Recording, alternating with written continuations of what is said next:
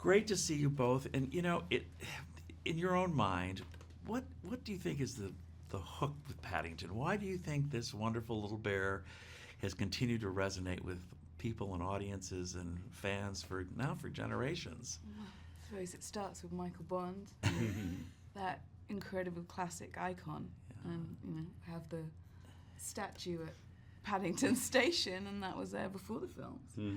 And then it was shifted because of the clock scene. Oh, that's right. They moved it. Yeah. So I think one of the reasons the character has endured, and why so many people have such affection for him, both in the book form and on the screen, is because I think we've all been Paddington. We've all been a stranger in a strange place.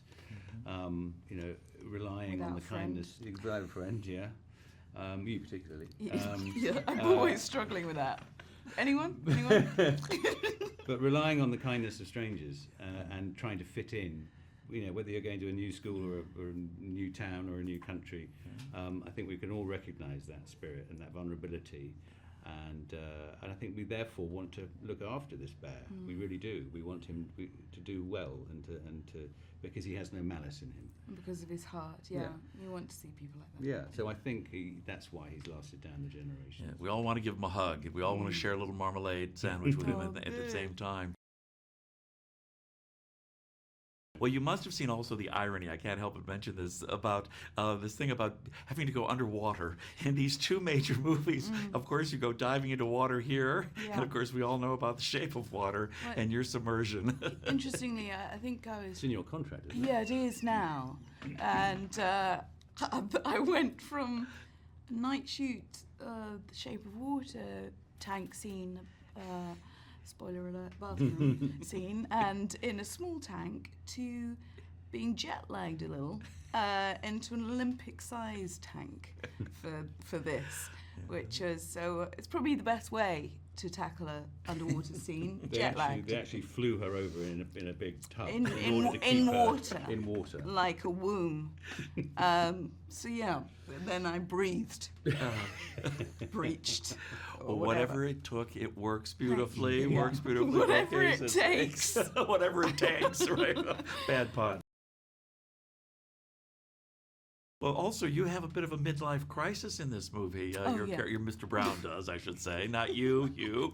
But that must have been fun with the yoga and with the face masks and all that business. Yeah. So Paul had suggested quite early on in the process that of the second film that just reverting Mr. Brown to being a sort of overprotective parent wouldn't make sense, and because he's learned about not being overprotective, and therefore what would be fun to explore. And so the idea of this midlife crisis where Mr. Brown is overlooked for promotion and then thinks the wheels are falling off and that he's getting fat and needs to dye his hair and needs to start juicing and that life's passing him by. It was a stretch for me.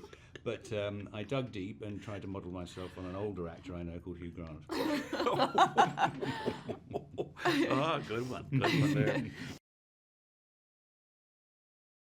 Hey, by the way, do you think Paddington would fit in at Downton Abbey? Yeah, I don't see why not. Yeah, in fact, I could imagine him coming to stay. I mean, He'd be a good waiter. he'd be a very good waiter. Good Imagine in that. black and white, actually. Little penguins. Now, Sally, did you have a Paddington as a child, or the books or I anything? didn't actually. It was I loved the cartoon though, and I remember a friend of mine had an old one that was quite big. It was almost the size of me, and these little Wellington boots. I'm thinking, wow, why haven't I got one of those? And he's exactly as you see him, but really quite big. And I was quite jealous of that, and it's also been sucked. I think his face had, wrong. But just mottled hair. It's probably just, I should... I'm really nervous about your friend. The child loved the bear so much. We'll put it that way, right? Puts a bit in love with him. And this was when I was about 5, so not recent. It wasn't a recent life-size doll. I get it. No. Well, first of all, I loved the pop-up book, and you all must have loved that aspect of the movie. I thought that was just so unique and so charming. What are your thoughts about all of that? Because that really is a central core to much of the storytelling here. Looks like the books. It's stunning. It's like is the book stunning, coming to yeah. life. It's amazing because pop-up books were such a sort of they evoke so much of particularly a period of my childhood that I remember when they were very common as sort of entertainment forms of books in entertainment form, and I think it's a gorgeous way of evoking a city in this case.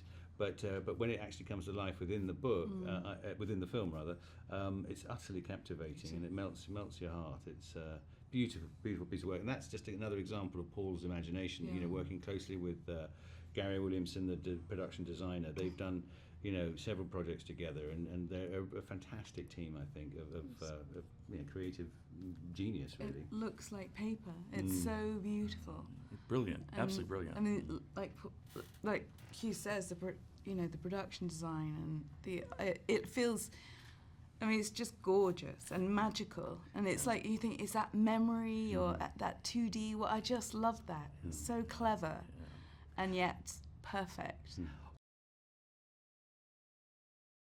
Well, it also helps. London really becomes a character in this movie, and I think the pop-up really is part of what brings all these different landmarks that you go running around to. Yes.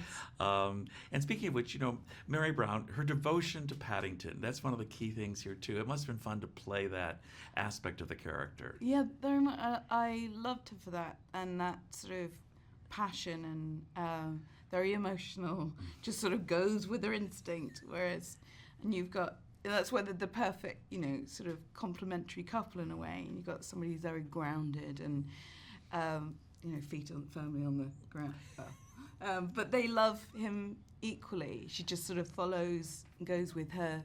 She's all about the chase, the drama, and the smell of the story. And sort of they get that what's sort of art and, what's her own imagination and what's real.